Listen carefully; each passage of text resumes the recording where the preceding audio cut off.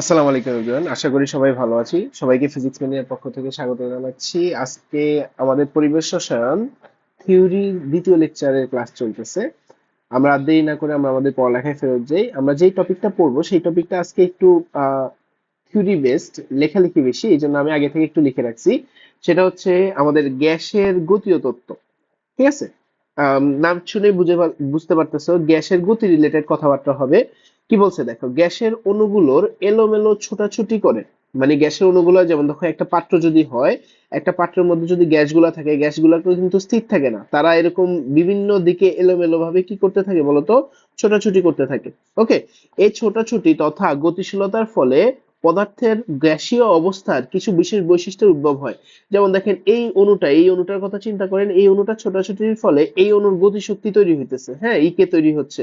তার মানে খেয়াল করে দেখেন, এই যে ছোটাছুটি অথবা গতিশীলতার ফলে গ্যাসীয় অবস্থার কিছু বিশেষ বৈশিষ্ট্যের উদ্ভব হচ্ছে। এই বৈশিষ্ট্য ব্যাখ্যা করার জন্য যে তত্ত্ব উপস্থাপিত হয় তা গ্যাসের গতীয় তত্ত্ব নামে পরিচিত। ঠিক আছে। এখন আসেন, এই গতীয় তত্ত্বের কিছু স্বীকার্য আছে, মানে কয়েকটা নীতি মেনে চলে বিজ্ঞানীরা এই তত্ত্বকে ব্যাখ্যা করছে। তো নীতিগুলা কি কি? ফার্স্ট অফ অল বলছে গ্যাসের গঠন, তার মানে সকল গ্যাস অসংখ্য ক্ষুদ্র গোলাকার এবং স্থিতিস্থাপক কণা দ্বারা গঠিত। ঠিক আছে, নৈমিত্তিক আসবে দেখিয়েন, হ্যাঁ, ক্ষুদ্র গোলাকার এবং স্থিতিস্থাপক কণা দ্বারা গঠিত। এরপরে দেখেন অণুর গতিশীলতা, বলছে গ্যাসের অণুগুলো অবিরাম ছুটাছুটি করবে এবং এই ছুটাছুটির সময় অণুসমূহ পরস্পরের সঙ্গে এবং পাত্রের গায়ে সংঘর্ষ করে। ঠিক আছে, তার মানে খেয়াল করে দেখেন, এই যে এটা যদি আমাদের পাত্র হয়, ঠিক আছে, তার মানে এখানে একটা অণু আছে, এখানে একটা অণু আছে, টোটাল দুই রকমের সংঘর্ষ হবে। এক হচ্ছে এই অণুর সাথে এই অণুর সংঘর্ষ, অথবা এই অণুর সাথে এই অণুর সংঘর্ষ, এবং আরেক রকমের সংঘর্ষ হচ্ছে তারা পাত্রের গায়ে কি করতে পারে, পাত্রের গায়ে গিয়ে ধাক্কা খাইতে পারে। তার মানে দুই রকমের সংঘর্ষ, এক হচ্ছে অণুসমূহ পরস্পরের সঙ্গে এবং পাত্রের গায়ে সংঘর্ষ করে। এরপর বলছে যে কোনো দুটি সংঘর্ষের মধ্যবর্তী পথটা হবে সরলরৈখিক। মধ্যবর্তী পথ সরলরৈখিক বলতে কি, যেমন এখানে একটা অণু আছে, এখানে একটা অণু আছে, কখনো এরকম হবে না যে এরকম ঘোরাঘুরি করে এরকম ঘোরাঘুরি করে যায় এখানে যায় সংঘর্ষ হয়েছে, না। আমাকে বলছে দুইটা সংঘর্ষের মধ্যবর্তী পথটা হবে কি বলেন তো, সরলরৈখিক। তার মানে এখানে একটা অণু আছে, এখানে একটা অণু আছে, ডাইরেক্ট এখানে যায় সংঘর্ষে লিপ্ত হবে। ওকে। এরপর বলছে গড় মুক্ত পথ, দুটি সংঘর্ষের মধ্যবর্তী দূরত্ব সময়ের গড় মানকে গ্যাস অণুর গড় মুক্ত পথ বলে। এই যে এই জিনিসটা বোঝানোর জন্য আমি আলাদা ফাঁকা জায়গায় লিখে রাখছি, দেখছেন? ধরেন ফর এক্সাম্পল, এই হচ্ছে আমাদের সেই পাত্র। ওকে। পাত্রের ভিতরে আমার এখানে একটা অণু আছে, এখানে একটা অণু আছে, এখানে একটা অণু আছে, এখানে একটা অণু আছে, হ্যাঁ। তো আপনি যদি চিন্তা করে দেখেন, প্রথম অণুটা, ধরেন এটা হচ্ছে আমাদের 1 নাম্বার অণু, এটা হচ্ছে আমাদের 2 নাম্বার অণু, এটা হচ্ছে আমাদের 3 নাম্বার অণু, এটা হচ্ছে আমাদের 4 নাম্বার অণু। তো খেয়াল করে দেখেন, প্রথম অণুটা যদি দ্বিতীয় অণুর সাথে সংঘর্ষে লিপ্ত হইতে হয় তাহলে কতটুকু দূরত্ব অতিক্রম করতে হয়, D1। দ্বিতীয় অণুটা যদি তৃতীয় অণুর সাথে সংঘর্ষে লিপ্ত হইতে হয় তাহলে কতটুকু দূরত্ব অতিক্রম করতে হয়, D2। এরপরে তৃতীয় অণুটা যদি চতুর্থ অণুর সাথে সংঘর্ষে লিপ্ত হইতে হয় তাহলে কতটুকু দূরত্ব অতিক্রম করতে হয়, D3। সেম ভাবে চতুর্থ অণুটা যদি প্রথম অণুর সাথে সংঘর্ষে লিপ্ত হইতে হয় তাহলে কতটুকু দূরত্ব অতিক্রম করতে হয়, D4 দূরত্ব অতিক্রম করতে হয়। আবার চিন্তা করে দেখেন, আপনার যদি প্রথম অণুটা, এই যে দেখেন প্রথম অণুটা তৃতীয় অণুর সাথে সংঘর্ষে লিপ্ত হইতে হয় তাহলে তাকে কিন্তু আবার আরেকটা দূরত্ব D5 দূরত্ব অতিক্রম করতে হয়। সেম ভাবে দ্বিতীয় অণু যদি চতুর্থ অণুর সাথে সংঘর্ষে লিপ্ত হইতে হয় তাহলে D6 দূরত্ব অতিক্রম করতে হয়। ঠান্ডা মাথায় যদি দেখেন, টোটাল দূরত্ব কিন্তু D1, D2, D3, D4, D5, D6, total 6 রকমের দূরত্ব চলে আসছে না? এখন গড় মুক্ত পথ বলতে কি বোঝাচ্ছে, মানে খেয়াল করে দেখেন, আমার এখানে একটা সংঘর্ষ হয়েছে, এখানে একটা সংঘর্ষ হয়েছে, মাঝখানে যে পথটা আছে সেটাকে আমরা বলি হচ্ছে মুক্ত পথ। কি বলি বলেন তো, মুক্ত পথ। মুক্ত পথ তাহলে টোটাল কয়টা আসলো, একটা দুইটা তিনটা চারটা পাঁচটা ছয়টা মুক্ত পথ। আর গড় মুক্ত পথ ল্যামডা হচ্ছে কি, ল্যামডা হচ্ছে এই যে দেখেন D1 প্লাস হচ্ছে আমাদের D2 প্লাস হচ্ছে dot dot dot dot dot plus হচ্ছে আমাদের DN, এন সংখ্যক মুক্ত পথ ডিভাইডেড বাই হচ্ছে কি বলেন তো আমাদের এন। বুঝাইতে পারছি কিনা দেখেন, আমার যতগুলো মুক্ত পথ থাকবে সেই মুক্ত পথে যে গড়টা আসবে সেটাকে আমরা গড় মুক্ত পথ বলি, এটাকে আমরা ল্যামডা দিয়ে প্রকাশ করি। হ্যাঁ, আমরা যখন ফিজিক্স ফার্স্ট পেপার আদর্শ গ্যাস ও গ্যাসের গতিতত্ত্ব পড়বো এটার আরো বিস্তারিত আলোচনা করবো। আপাতত আমরা এতটুকুই বুঝি যে গড় মুক্ত পথ জিনিসটা কি। ফার্স্ট অফ অল মুক্ত পথ জিনিসটা কি বুঝতে হবে, দুইটা সংঘর্ষের মধ্যবর্তী যে ফাঁকা রাস্তাটা আছে এটাকে আমরা মুক্ত পথ বলি। আর তা সবগুলো মুক্ত পথে যে এভারেজটা হবে সেটাকে আমরা বলি হচ্ছে গড় মুক্ত পথ। আচ্ছা, এরপরে দেখেন সংঘর্ষের সময়। সংঘর্ষের সময় কি, অণুগুলোর মধ্যে শুধু সংঘর্ষের জন্য যে সময় ব্যয় হয় তা দুটো সংঘর্ষের মধ্যবর্তী সময়ের তুলনায় নগণ্য। আবারও ভালো করে পড়েন, অণুগুলোর মধ্যে শুধু সংঘর্ষের জন্য যে সময় ব্যয় হয় তা দুটো সংঘর্ষের মধ্যবর্তী সময়ের তুলনায় নগণ্য। তার মানে কি, এই যে দেখেন আমার এই যে এখান থেকে দেখেন এই একটা অণু এই একটা অণু, হ্যাঁ, তারা এখান থেকে এই পয়েন্ট থেকে এই পয়েন্টে গিয়ে সংঘর্ষে লিপ্ত হইতেছে। দুই রকমের সময় আছে, একটা হচ্ছে T1 সময় যেটা এখান থেকে এখানে যাইতে যে সময় লাগছে, আরেকটা হচ্ছে T2 সময় মারামারি লাগতে যে সময়টা লাগছে। আবারও বলতেছি, ঠান্ডা মাথায় দেখে নেন। আমার এই হচ্ছে ধরেন পাত্র, পাত্রের ভিতরে দুইটা কণা আছে, এই কণাটা এখান থেকে এখানে ট্রাভেল করে গিয়ে সংঘর্ষে লিপ্ত হবে, তাই না? তো টোটাল দুইটা সময় আছে, একটা হচ্ছে ট্রাভেল করার জন্য সময়, আরেকটা হচ্ছে এখানে গিয়ে যে মারামারি লাগবে মারামারির জন্য সময়। তার মানে T1 হচ্ছে আমার ট্রাভেল করার সময়, আর হচ্ছে কি বলেন তো আমার T2 হচ্ছে সংঘর্ষের সময় মানে কলিশনের সময়। তো আমাকে বলছে কি যে আমার ট্রাভেল করার সময়টা T1 much much much much greater than কি বলেন তো সংঘর্ষের সময়। তার মানে আমার বলছে অণুগুলোর মধ্যে শুধু সংঘর্ষের জন্য যে সময় ব্যয় হয়, সংঘর্ষের জন্য যে সময় ব্যয় হয় সেটা হচ্ছে আমাদের T2, তার দুটা সংঘর্ষের মধ্যবর্তী সময়ের তুলনায় সেটা হচ্ছে আমাদের T1 নগণ্য। তার মানে T1 কি T2 এর তুলনায় অনেক ছোট, নগণ্য।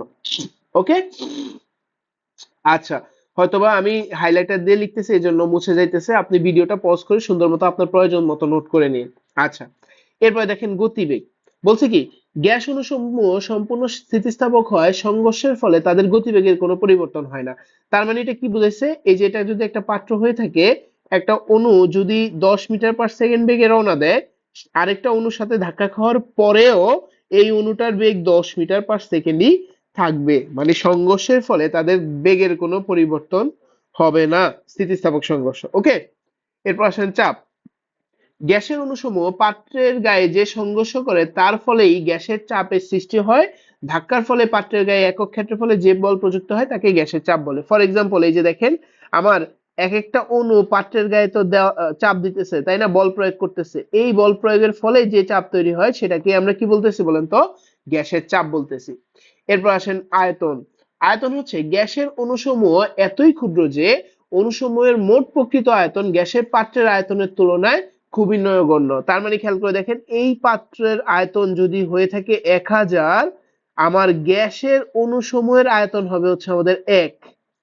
তো আবার পড়ে দেখেন, মানে আমার গ্যাসের পাত্রের আয়তনের তুলনায় গ্যাসের অণুসমূহের মোট আয়তন নগণ্য। কি বলছি বলেন তো, নগণ্য, মানে খুবই কম, গ্যাসের আয়তন খুবই কম হয়। ওকে, এরপর দেখেন আকর্ষণ বিকর্ষণ। গ্যাসের অণুসমূহ একে অপরের দিক থেকে এত দূরে অবস্থান করে যে এদের পরস্পরের কোনো আকর্ষণ বা বিকর্ষণ নেই বলেই ধরা হয়। নৈবিত্তিকের জন্য ইম্পর্টেন্ট, গ্যাসের অণুসমূহের কোনো আকর্ষণ বিকর্ষণ নেই। গতিশক্তি, গ্যাসের গতিশক্তি পরম তাপমাত্রার সমানুপাতিক। তার মানে ই কে সমানুপাতিক কি বলেন তো আমাদের টি। একই সাথে আমরা বলতে পারবো যদি এটাই হয়ে থাকে তাহলে আমাদের গ্রাফটা অনেকটা এরকম হবে, ই কে সমানুপাতিক হচ্ছে আমাদের টি। তাপমাত্রা যদি টি এক্স অক্ষ বরাবর নেন, ওয়াই অক্ষ বরাবর যদি ই কে নেন, তাহলে গ্রাফটা হবে কি বলেন তো, মূলবিন্দুগামী সরলরেখার সমীকরণ। অন্য একটা কালার দেই, গ্রাফটা হবে মূলবিন্দুগামী সরলরেখার সমীকরণ। কারণ কি বলছে, গতিশক্তি তাপমাত্রার সাথে সমানুপাতিক। ইকুয়েশন আকারে যদি জিনিসটাকে লিখতে চান, লেখা যাবে হচ্ছে E2 ডিভাইডেড বাই হচ্ছে আমাদের E1 সমান সমান কি বলেন তো আমাদের T2 ডিভাইডেড বাই T1। তাপমাত্রা কিসে বসাইতে হবে, কেলভিনে বসাইতে হবে। ঠিক আছে, বুঝতে পারছি। ওকে, আমরা আসলে বোঝার চেষ্টা করছি কি বলেন, আমাদের গ্যাসের গতীয় তত্ত্ব যেটা আছে, সেই গ্যাসের গতীয় তত্ত্ব কোন কোন থিওরির উপর বেস করে বানানো হয়েছে। আমাদের এখানে অনেক কোশ্চেন দেখবেন, দেখে মনে হবে যে এটা কি আদৌ পসিবল নাকি। যেমন দেখেন, আমার সবচেয়ে সবার আগে যে জিনিসটা দেখবেন কষ্ট লাগবে সেটা হচ্ছে ধাক্কা খাবে, এই যে দেখেন অণুসমূহ সংঘর্ষ হবে কিন্তু তাদের বেগের কোনো পরিবর্তন হবে না, এটা সবার আগে অবাক করা লাগবে। এরপর আয়তন খুবই নগণ্য, আকর্ষণ বিকর্ষণ নাই, এই জিনিসটা তোমার কাছে অনেক অবাক করার মতো হবে। মেন কথা হচ্ছে কি জানেন, বিজ্ঞানীরা যখন আপনাদের জন্য গ্যাসের গতীয় তত্ত্ব বানাইছে এমন ভাবেই বানানোর চেষ্টা করছে যেন অনেক সহজ হয়, হ্যাঁ, বুঝতে যাতে সহজবোধ্য হয়। আমার যদি গ্যাসের গতিবেগ চেঞ্জ হয়ে যেত তাহলে আমার গ্যাসের ক্যালকুলেশন অনেক টাফ হয়ে যেত। এরপর আয়তন যদি চেঞ্জ হইতো বা অনেক বেশি হইতো তাহলে আমার ক্যালকুলেশন চেঞ্জ হয়ে যেত। আকর্ষণ বিকর্ষণ যদি থাকতো তাহলে আমার ক্যালকুলেশন চেঞ্জ হয়ে যেত, অনেক টাফ হয়ে যেত। এই জন্য আমি গ্যাসের গতিতত্ত্বের ক্যালকুলেশনকে ইজিয়েস্ট ওয়েতে রিপ্রেজেন্ট করার জন্য কিছু স্বীকার্য ধরে নিচ্ছে। হ্যাঁ, আমরা বা বিজ্ঞানীরা কেউই বলতেছে না এই স্বীকার্যগুলো একদম 100% রাইট। ওকে, এখন আসেন আমরা কয়েকটা জিনিস পড়বো। সবার আগে যে জিনিসটা পড়বো সেটা হচ্ছে বেগ।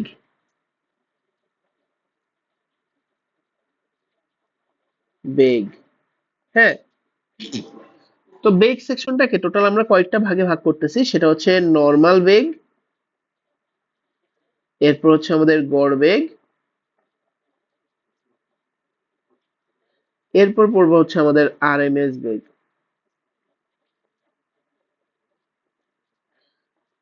দেখেন, নর্মাল বেগ নিয়ে আমার কিছু বলার নাই। আপনাকে প্রথমে যেটা পড়াচ্ছি সেটা হচ্ছে গড় বেগ।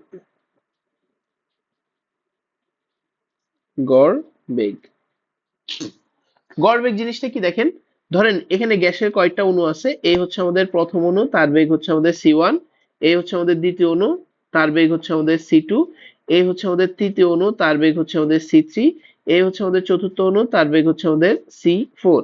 তাহলে চারটা অণুর বেগ দিছি, চার রকম ভাবে ছিল। তাহলে এই চারটা অণুর গড় বেগ হবে কি দেখেন তো, এ দেখেন সি অ্যাভারেজ সমান সমান আসবে হচ্ছে C1 প্লাস হচ্ছে আমাদের C2 প্লাস হচ্ছে আমাদের C3 প্লাস হচ্ছে আমাদের C4 ডিভাইডেড বাই কি বলেন তো আমাদের 4।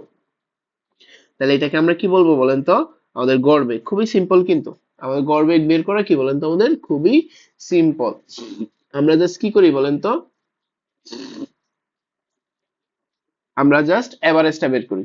তো আসেন গ্যাসের গতিতত্ত্বের সাথে এই এই সম্পর্কটা কিরকম ভাবে দেখেন, সি এভারেজকে আমরা এভাবে লিখি, সি এ বিজি এভারেজ সমান সমান হচ্ছে আমাদের 8 আর টি ডিভাইডেড বাই হচ্ছে আমাদের পাই এম। পুরোটুকু উপরে কি থাকে বলেন তো আমাদের রুট ওভার থাকে। এটাকে আমরা বলি হচ্ছে গ্যাসের গড় বেগ। কি বলি বলেন তো, গড় বেগ। এখানে কোনটা দ্বারা কি বোঝাচ্ছে এটাও লিখে দিচ্ছি। আমাদের এখানে আর আর হচ্ছে আমাদের মোলার গ্যাস ধ্রুবক, মোলার গ্যাস ধ্রুবক জানেন তো 8.314 গ্যাস ধ্রুবক। এরপরে টি দ্বারা কি বোঝাচ্ছে বলেন তো, টি দ্বারা বোঝাচ্ছে হচ্ছে তাপমাত্রা, গ্যাসটা যে তাপমাত্রায় আছে। এরপরে এম দ্বারা কি বোঝাচ্ছে বলেন তো, এম দ্বারা বোঝাচ্ছে হচ্ছে আমাদের আণবিক ভর।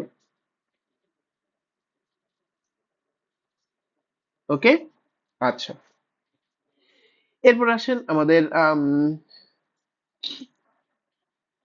পরেরটা যদি দেখাই, পরের বলছি হচ্ছে আমাদের আরএমএস বেগ। অনেক ইম্পর্টেন্ট এবং এটাই সবচেয়ে বেশি দরকার হবে। ফার্স্ট অফ অল বুঝতে হবে আর এম এস বলতে আমরা কি বুঝাই। আর মানে হচ্ছে,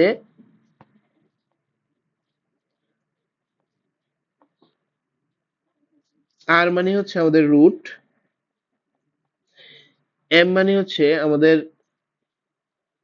মিন, এস মানে হচ্ছে আমাদের স্কয়ার। ঠিক আছে, বাংলায় লিখে দিই। বাংলায় আরএমএস কে আমরা বলি হচ্ছে, আরএমএস কে আমরা বলি হচ্ছে বর্গমূলীয়, বর্গমূলীয় গড় বর্গ বেগ। টেনশন করার কিছু নেই, অনেক কঠিন শোনাইলো, জিনিসটা আসলে খুবই সিম্পল। জিনিসটা হলো কি, আপনি পিছন থেকে ফলো করবেন। ফার্স্ট হচ্ছে যেই বেগগুলো আছে তাকে স্কয়ার করবেন, এরপর হচ্ছে আপনি তাদের গড় করবেন, সবার শেষে কি করবেন, রুট ওভার করবেন। ঠিক আছে, তাহলে আমরা সিআরএমএস যদি লিখি, খেয়াল করে দেখেন, ধরেন সিনারিও আগে বুঝেন। সিনারিও কি, সিনারিও হচ্ছে আমার চারটা অণু আছে, ধরেন একটা একটা গ্যাসের অণু, তার বেগ হচ্ছে আমাদের C1, এরপরে আরেকটা গ্যাসের অণু, তার বেগ হচ্ছে আমাদের C2, এরপর আরেকটা গ্যাসের অণু, তার বেগ হচ্ছে ধরেন আমাদের C3, আরেকটা গ্যাসের অণু, তার বেগ হচ্ছে আমাদের C4। তার মানে একটা পাত্রের ভিতরে আমার চারটা গ্যাসের অণু, তার চার রকমের বেগ। তো তার সি আরএমএস ভ্যালু হবে, আরএমএস বর্গমূলীয় গড় বর্গ বেগ, সেটা হবে হচ্ছে কি বলছি, তাদেরকে ফার্স্টে স্কয়ার করবে। এই যে দেখেন C1 স্কয়ার, এরপর হচ্ছে C2 স্কয়ার, এরপর হচ্ছে C3 স্কয়ার, এরপর হচ্ছে C4 স্কয়ার। তার মানে আমার প্রথম কাজ শেষ, তাদেরকে স্কয়ার করা শেষ। এরপরে গড় করব। গড় কিভাবে করি মনে আছে তো? তাদের সবাইকে যোগ করতে হয়, তাই না? এই যে দেখেন সবাইকে আমরা যোগ করলাম আর তাদের সংখ্যা দিয়ে ভাগ করলাম। 4টা আছে এজন্য 4 দিয়ে ভাগ করলাম। তাহলে আমার কি হলো বলেন তো? আমার ফার্স্ট স্টেপ স্কয়ার করা হলো, সেকেন্ড স্টেপ গড় বের করা হলো, থার্ড স্টেপ কি বলেন তো? আমাদের বর্গ করব, বর্গমূল করব। তাহলে দেখেন আমার সুন্দর মতো সিআরএমএস বের হয়ে গেল। সিআরএমএস মানে কি? Root mean square. আগে বর্গ করব, এরপরে মিন গড় করব, এরপরে আমরা কি করব বলেন তো? এরপর হচ্ছে আমাদের রুট ওভার করব। তাহলে আমি যেটা পাবো সেটাকে আমরা কি বলতেছি? সিআরএমএস বলতেছি। ঠিক আছে? ওকে। এখন সিআরএমএস টা কি? সিআরএমএস টাকে আমরা কেমিস্ট্রি ভাষায় এভাবে বলবো, সিআরএমএস এটাকে কেমিস্ট্রি ভাষায় বলবো হচ্ছে 3RT ডিভাইডেড বাই হচ্ছে আমাদের এম। ভুল হয়েছে একটু, root over 3RT divided by হচ্ছে আমাদের এম। তো যেহেতু কোনটা দ্বারা কি বোঝাচ্ছে সেটা আগেই লিখে দিছি, এখানে আর লিখলাম না। এখানে কোনটা দ্বারা কি বোঝাচ্ছে। ওকে, ঠিক আছে। আচ্ছা, তাহলে আমরা কি দেখলাম বলেন তো? আরএমএস ভেলোসিটি দেখলাম। এখন আমি আপনাদেরকে একটু দেখানোর চেষ্টা করব, যদিও এটা আদর্শ গ্যাসের গতিতত্ত্ব দেখানো হয়, এখানে দেখানো হয় না। আমাদের এই যে সি আরএমএস, এই জিনিসটা আসলে রুট ওভার 3RT/m এই টপিকে আসলো কিভাবে? দেখেন, আমি আপনাদের যদি বোঝানোর চেষ্টা করি, গ্যাসের আণবিক যে গতিতত্ত্ব সেটা আসছে হচ্ছে এরকম একটা ফর্মুলা থেকে, পিভি সমান সমান হচ্ছে আমাদের 1/3 of m n c square. হ্যাঁ, যেখানে কোনটা দ্বারা কি বোঝাচ্ছে আমি আপনাদের বলি। সেটা হচ্ছে পি হচ্ছে গ্যাসের চাপ, ভি হচ্ছে গ্যাসের আয়তন, এম হচ্ছে একটা অণুর ভর, এন হচ্ছে আমাদের অণুর সংখ্যা, আর সি হচ্ছে ওই যে আরএমএস ভ্যালু, মাত্র যেটার কথা বলছে। হ্যাঁ, মাত্র যেটার কথা বলা হয়েছে। তো এখান থেকে আমরা এই লাইনটাকে এভাবে লিখতে পারি, একটা অণুর ভরকে যখন অণুর সংখ্যা দিয়ে গুণ করবেন তখন যেই জিনিসটা বের হয় সেটা হচ্ছে গ্যাসের ভর। তার মানে আমরা এটাকে লিখতে পারবো পিভি ইজ ইকুয়াল টু হচ্ছে 1/3 অফ গ্যাসের ভর ইন্টু হচ্ছে আমাদের সি স্কয়ার। কি বলছে বলেন তো? আবার শুনেন আমার। দেখেন তো, একটা অণুর ভর যদি আমাদের এম হয় তাহলে এন সংখ্যক অণুর ভর হবে কত? M into n. এই এন সংখ্যক অণু নিয়েই তো টোটাল গ্যাসটা, তাহলে এম ইন্টু এন কে কি বলবো? টোটাল গ্যাসের ভর এম বলবো। ওকে, আমি একটু লিখে দিচ্ছি, খেয়াল করে দেখেন। এম হচ্ছে আমাদের একটি অণুর ভর, একটি অণুর ভর, ভর। এন কি? এন হচ্ছে আমাদের অণুর সংখ্যা, অণুর সংখ্যা। এরপর আমাদের বড় হাতের এম দ্বারা কি বোঝাচ্ছে? গ্যাসের ভর। ওকে, ভর। আলটিমেটলি এম এম মানে গ্যাসের ভর এম মানে কি বলেন তো? এম ইন্টু হচ্ছে আমাদের এন। তাহলে আপনার বুঝতে সুবিধা হবে। হ্যাঁ, আপনি যখন নোট করবেন তখন সুবিধা হবে। এখন আসেন, এই যে এই সেকশনটা আছে না, এই সেকশনটা অনেক সুন্দর একটা সেকশন। এখান থেকে আমরা অনেকগুলা কাজ করব। যেমন দেখেন, প্রথম যে কাজটা করব সেটা হচ্ছে সি এর অনেক ইকুয়েশন বের করে নিব। যেমন দেখেন কি কি ইকুয়েশন হইতে পারে, খেয়াল করে দেখেন। 3 এই পাশে ভাগ আছে, এই দেখেন 3 এই পাশে ভাগ আছে, ওই পাশে গেলে হবে গুণ। এম এই পাশে গুণ আছে, ওই পাশে গেলে হবে ভাগ। তাহলে আমরা কি লিখতে পারবো বলেন তো? আমরা লিখতে পারবো হচ্ছে সি স্কয়ার সমান সমান হচ্ছে আমাদের 3PV ডিভাইডেড বাই হচ্ছে কি বলেন তো? আমাদের এম। তাহলে খেয়াল করে দেখেন, আমরা সি সমান সমান কি লিখতে পারবো বলেন তো? Root over 3PV divided by হচ্ছে আমাদের এম। এটা হচ্ছে সিআরএমএস যে ইকুয়েশনটা আছে, বা গড় বর্গমূলীয় গড় বর্গবেগের প্রথম রাশিমালা। ঠিক আছে, এটা হচ্ছে আমাদের বর্গমূলীয় গড় বর্গবেগের প্রথম রাশিমালা। খেয়াল করে দেখো, আরেকটা জিনিস কি লিখতে পারি। এই যে আমরা জানি কি পিভি ইজ ইকুয়াল টু হচ্ছে আমাদের এনআরটি। তো এক মোলের জন্য হলে পিভি ইজ ইকুয়াল টু কি লিখতে পারবেন? আরটি লিখতে পারবেন। তাহলে আমরা লিখতে পারবো সি ইজ ইকুয়াল টু হচ্ছে কি বলেন তো? 3RT ডিভাইডেড বাই হচ্ছে আমাদের এম। এটা হচ্ছে আমাদের বর্গমূলীয় গড় বর্গবেগের সেকেন্ড রাশিমালা। দেখছেন, একটু আগে কিন্তু আমি আপনাদেরকে এটা লেখাইছি, ওইটাকে আমি আপনাকে এখানে প্রুফ করে দেখাইলাম যে আসলে জিনিসটা কই থেকে আসলো। ওকে, এখন কয়েকটা কথা এখান থেকে আপনি শুনে নেন, সেটা খুবই ইম্পর্টেন্ট কথা। সেটা হচ্ছে কি, আমার এখানে কি বলা যায় বলেন তো? আমার সি এর সাথে আমার পি অথবা ভি এর সম্পর্ক কেমন? গুড। সি এর সাথে আমার, এই যে দেখেন, সি এর সাথে প্রথম সম্পর্কটা হচ্ছে সি এর সাথে পি এর সম্পর্কটা হবে হচ্ছে বর্গমূলের সমানুপাতিক। সি এর সাথে ভি এর সম্পর্কটা হবে হচ্ছে বর্গমূলের সমানুপাতিক। এরপরে সি এর সাথে আণবিক ভরের সম্পর্কটা হবে হচ্ছে বর্গমূলের ব্যস্তানুপাতিক কিন্তু হবে, হ্যাঁ, 1/√m। এরপরে খেয়াল করে দেখেন সি এর সাথে টি এর সম্পর্কটা হবে কি, এখানে আমি একটু ভুল লিখছি, রুট ওভার দিতে ভুলে গেছি। ওকে, সি এর সাথে তাপমাত্রার সম্পর্কটা হবে কিরকম, √T, মানে হচ্ছে বর্গমূলের সমানুপাতিক। তো উপরের দুইটা আমাদের এত কাজে লাগে না, দরকার নেই। আমরা এখান থেকে যে সূত্রটা লিখতে পারি সেটা হচ্ছে C2/C1 সমান সমান হচ্ছে m1 কি বলেন তো আমাদের m2। যেহেতু আমাদের ব্যস্তানুপাতিক সম্পর্ক, এজন্য আমরা উল্টায় উল্টায় লিখছি। আর এটা থেকে কি লিখতে পারি বলেন তো, C2/C1 সমান সমান হচ্ছে আমাদের T2 কি বলেন তো আমাদের T1। যখন আমরা আজকের লেকচারে ম্যাথমেটিক্যাল এক্সপ্লেনেশন করব, দেখবেন এই সূত্রগুলো আমাদের কাজে লাগতেছে। বুঝতে পারছি? তার মানে তাপমাত্রার সাথে বর্গমূলের সমানুপাতিক এবং ভরের সাথে বর্গমূলের ব্যস্তানুপাতিক সম্পর্ক মেনটেন করে চলে। ওকে, তার মানে আমরা গ্যাসের বর্গমূলীয় গড় বর্গবেগ সম্পর্কে একটু পড়লাম। ওকে, এখন সামারি লিখি আর কয়েকটা ফ্যান্সি কথা লিখি। দেখেন ফ্যান্সি কথা বলতে কি, এই দেখেন CRMS, মানে একটু আগে যেটা পড়ছেন এটাকে আমরা লিখছি কি √3RT/ হচ্ছে আমাদের m। এটাকে আমরা কি বলতেছি,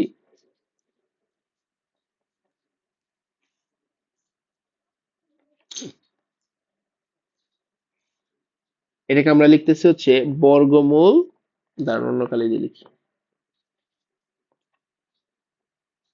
বর্গমূল গড় বর্গবেগ, এটাকে আমরা এটা লিখতেছি।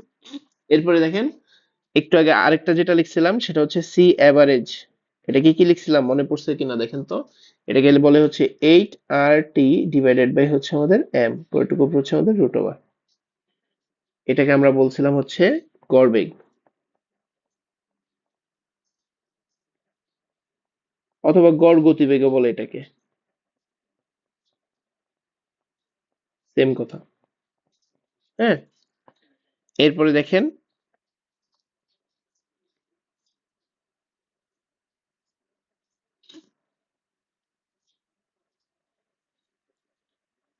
সিপি, এটাকে অনেকে আমি আরেকটা লিখি, সেটা হচ্ছে সিএমপি দিয়েও লিখে, একই কথা। সমান সমান লেখা যায় হচ্ছে √2RT/ হচ্ছে আমাদের m। এটাকে বলি হচ্ছে সম্ভাব্যতম বেগ, মোস্ট প্রবাবেবল ভেলোসিটি। হ্যাঁ, সম্ভাব্যতম বেগ, সম্ভাব্যতম বেগ, মোস্ট প্রবাবেবল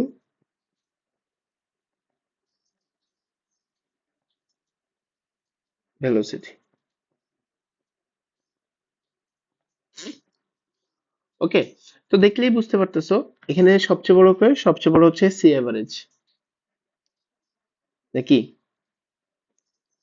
ওকে, আর সবচেয়ে ছোট হচ্ছে আমাদের সিএমপি, মানে সম্ভাব্যতম বেগ। আর মিডিয়ামে কে আছে, মিডিয়ামে আছে হচ্ছে আমাদের সিআরএমএস। ওকে, আচ্ছা, এখন আসো, আমরা বলছিলাম যে এই সেকশনটাকে আমরা আরেকটু অ্যানালাইসিস করব। তো আমরা একবার অ্যানালাইসিস করে আমরা গড় বর্গমূলীয় গড় বর্গবেগ সম্পর্কে পড়ছি, এখন আমরা আরেকটু অ্যানালাইসিস করতে চাচ্ছি। অ্যানালাইসিসটা কিরকম আমি তোমাদের যদি বুঝাই, আমরা একটু আগে লিখছিলাম কি, খেয়াল করে দেখো, লিখছিলাম হচ্ছে আমাদের পিভি সমান সমান হচ্ছে আমাদের 1/3 অফ এম সি স্কয়ার। হ্যাঁ, এখন আমরা চাচ্ছি কি জানো, আমরা চাচ্ছি এই যে এমসি স্কয়ার দেখতে কিসের মতো মনে হইতেছে, এই যে দেখেন আমাদের গতিশক্তি ই কে সমান সমান হচ্ছে আমাদের half of m b square. তো আমরা গ্যাসের জন্য যদি লিখি, খেয়াল করে দেখো এটাকে এভাবে লিখি, দেখো ই কে গ্যাসের গতিশক্তি আমরা জানি ই কে সমান সমান হচ্ছে আমাদের half of m v square. তো খেয়াল করে দেখো গ্যাসের জন্য হইলে গতিশক্তি ই সমান সমান আসবে হচ্ছে হাফ ইন্টু গ্যাসের ভর এম ইন্টু হচ্ছে কি বলেন তো গ্যাসের বেগ, তো আমরা এখানে সি দিয়ে প্রকাশ করতেছি, তার মানে এম সি স্কয়ার। তার মানে আমরা যদি চাই তাহলে আমরা এটাকে এভাবে লিখতে পারি, পিভি সমান সমান হচ্ছে 1/3 অফ ইন্টু হচ্ছে আমাদের হাফ লিখলাম আমি জোরপূর্বক এম সি স্কয়ার। কি করছি বলতো, এই যে এখানে আমি এম সি স্কয়ারের জায়গায় আমি এখানে এমসি স্কোয়ারের জায়গায় হাফ অফ এমসি স্কোয়ার লিখছি, তো হাফটা এক্সট্রা লিখছি, তাকে কাটাকাটি করার জন্য একটা 2 দিয়ে গুণ করে দিছি, দেখবে এই টু জেড সবকিছু সেম। তো এখন হয়েছে কি, এখন হয়েছে এই যে দেখো হাফ এমসি স্কোয়ার, এটাকে আমরা কি লিখতে পারি, গ্যাসের গতিশক্তি ই, তার মানে পিবি সমান সমান কি লিখতে পারবো, 2/3 ইন্টু হচ্ছে কি বলেন তো আমাদের ই, যেখানে ই হচ্ছে কি বলেন তো গ্যাসের গতিশক্তি। এটাকে সুন্দর করে যদি সাজায় লিখেন তাহলে ই সমান সমান লেখা যাবে হচ্ছে আমাদের 3/2 পিবি। আবার এটাকে এভাবেও লেখা যাবে, ই সমান সমান 3/2 পিবি না লিখে ই সমান সমান হচ্ছে আমাদের 3/2 এনআরটি, এক মোল গ্যাস হইলে আমরা 3/2 আরটিও লিখতে পারবো। ঠিক আছে, তাহলে আমাদের এই যে জিনিসটা বের হলো, এটাকে আমরা কি বলতেছি বলেন তো, আমাদের গ্যাসের গতিশক্তি বা মোট শক্তি। ঠিক আছে, গ্যাসের তো স্থিতিশক্তি হয় না, গতিশক্তিটাই থাকে, তাহলে এটাকে আমরা গ্যাসের মোট শক্তিও বলতে পারি। কি বলতেছি, গ্যাসের মোট শক্তি।